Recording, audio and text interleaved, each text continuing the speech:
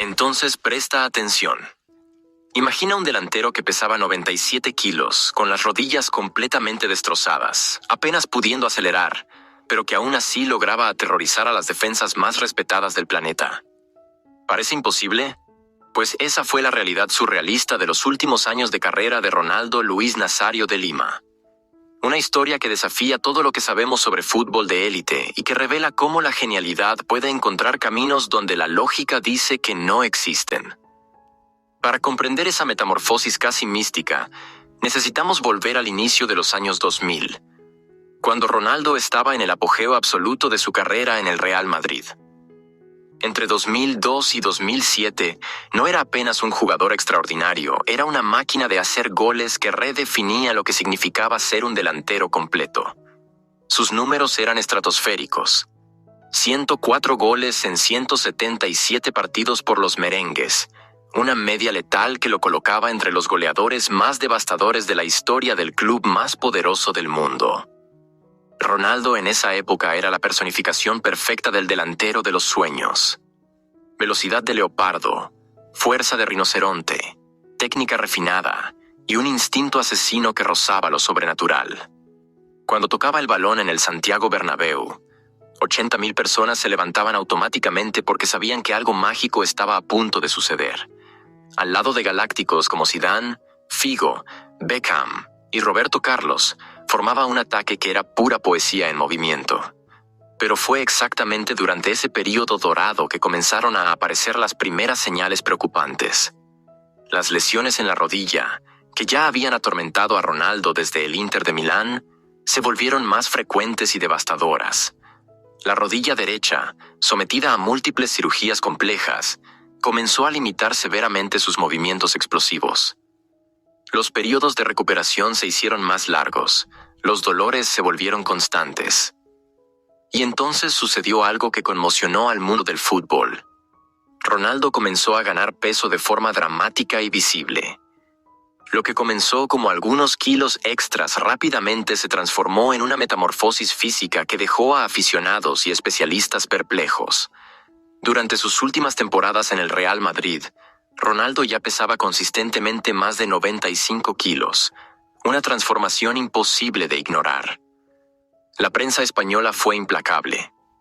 Periódicos como Marca y AS publicaban fotos comparativas devastadoras, mostrando al Ronaldo atlético de los primeros años contrastando con la versión visiblemente con sobrepeso. Programas deportivos debatían si aún merecía un puesto entre los titulares. Técnicos adversarios comenzaron a tratarlo como amenaza disminuida, instruyendo a los jugadores a presionarlo físicamente, sabiendo que su movilidad estaba comprometida. Paralelamente, su trayectoria en la selección brasileña reflejaba esas dificultades. Tras el triunfo en la Copa de 2002, donde fue goleador y héroe de la conquista, Ronaldo continuó siendo convocado. Pero su actuación en las eliminatorias para 2006 ya mostraba signos de declive físico.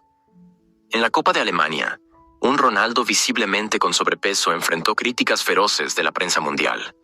Su famoso corte de pelo se volvió broma internacional, pero detrás de la burla estaba un jugador luchando contra un cuerpo que ya no respondía como antes. Fue en ese contexto doloroso que sucedió una de las decisiones más controvertidas del Real Madrid. En 2007, el club optó por no renovar el contrato de Ronaldo, alegando cuestiones de forma física y rendimiento. El goleador que había marcado más de 100 goles con la camiseta merengue estaba siendo despedido como un veterano cualquiera que había perdido su utilidad. Pero Ronaldo aún tenía cartas en la manga. A los 30 años, pesando 97 kilos y con limitaciones físicas evidentes, sorprendió al mundo al aceptar el desafío de jugar en el AC Milan. La noticia provocó reacciones explosivas en Italia. Los aficionados rossoneri quedaron divididos entre la emoción de tener una leyenda en la plantilla y el escepticismo sobre su capacidad de contribuir en una liga conocida por la intensidad física brutal. La llegada al Milan fue un choque de realidad para todos. Ronaldo simplemente no podía correr como antes, su aceleración había desaparecido y su resistencia era drásticamente limitada. Durante los primeros entrenamientos, quedó evidente que no podría competir en el ritmo alucinante del calcio italiano.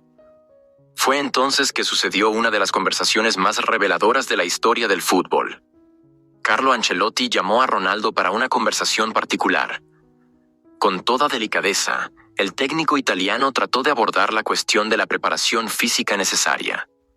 Explicó que el calcio exigía mucho físicamente, que sería fundamental un trabajo intenso de reacondicionamiento. Ronaldo lo interrumpió con una frase que se volvería legendaria. «Mister, escuche bien. Yo no necesito correr. Solo necesito marcar goles». La declaración dejó a Ancelotti perplejo. ¿Cómo un jugador que apenas podía trotar podría ser efectivo en una liga famosa por el marcaje implacable? La afirmación sonó como arrogancia de alguien que no había aceptado su realidad. Pero Ronaldo estaba a punto de dar una clase magistral sobre inteligencia futbolística que cambiaría para siempre la percepción del entrenador. En los entrenamientos siguientes, algo extraordinario se reveló. Mientras otros jugadores corrían frenéticamente, sudaban en ejercicios cardiovasculares y se desgastaban en sprints, Ronaldo simplemente observaba con atención científica. Estudiaba cada movimiento de los compañeros, analizaba cada patrón táctico, memorizaba cada espacio disponible en el campo. Su mente funcionaba como una supercomputadora procesando datos en tiempo real, calculando probabilidades de éxito, anticipando jugadas antes de que otros pudieran percibirlas. Era como si hubiera desarrollado una forma revolucionaria de entender el fútbol, un enfoque cerebral que trascendía las limitaciones físicas convencionales. Cuando tuvo la oportunidad de demostrar su fútbol en partidos oficiales, la magia sucedió. Cada gol era una obra maestra de economía de movimiento y eficiencia máxima. Ronaldo se posicionaba en los lugares precisos donde sabía que llegaría el balón. Anticipaba movimientos con precisión casi paranormal. Explotaba cada espacio con sabiduría de décadas. La transformación era impresionante. Había reinventado completamente su estilo, transformando las limitaciones en armas psicológicas.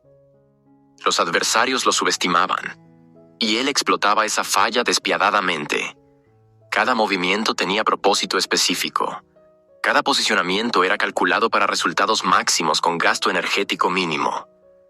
La prensa italiana, que inicialmente había ridiculizado su contratación, cambió completamente el tono.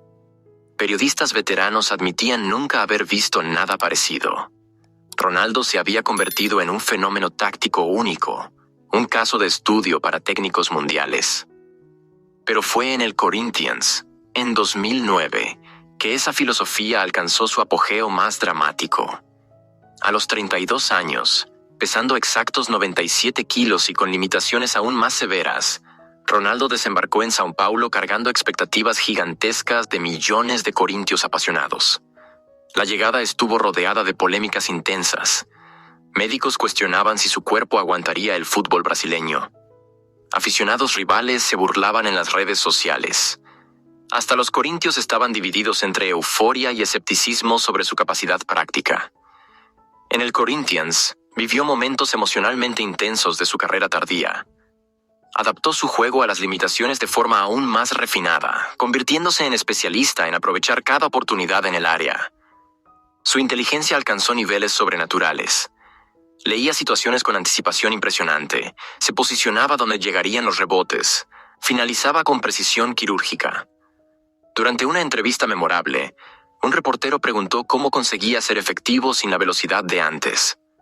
Ronaldo sonrió y respondió: «Fútbol no es atletismo. En atletismo, gana quien corre más rápido. En fútbol, gana quien piensa más rápido.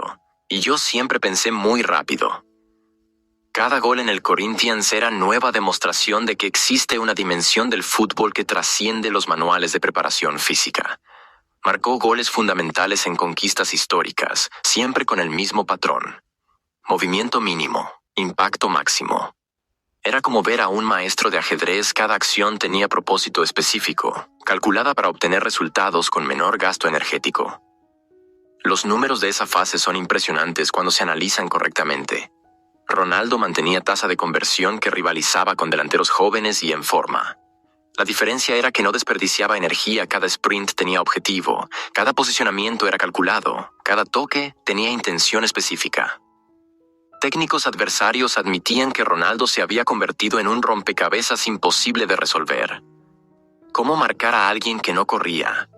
¿Cómo anticipar movimientos de quien se movía tan poco? ¿Cómo prepararse para enfrentar a un delantero que había transformado la economía de movimiento en arte letal? La genialidad estaba en haber comprendido una verdad fundamental.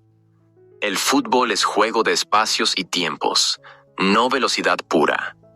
Sabía cuándo posicionarse para rebotes, cuándo anticipar centros, cuándo explotar desatenciones. Transformó las limitaciones en ventaja psicológica. Los adversarios lo subestimaban constantemente, y él explotaba esa falla despiadadamente. Cuando se retiró en 2011, tras la última temporada repleta de lesiones, Ronaldo había dejado un legado que trasciende los números. Demostró que un jugador puede reinventarse completamente y continuar siendo decisivo incluso cuando el cuerpo ya no corresponde a las exigencias tradicionales.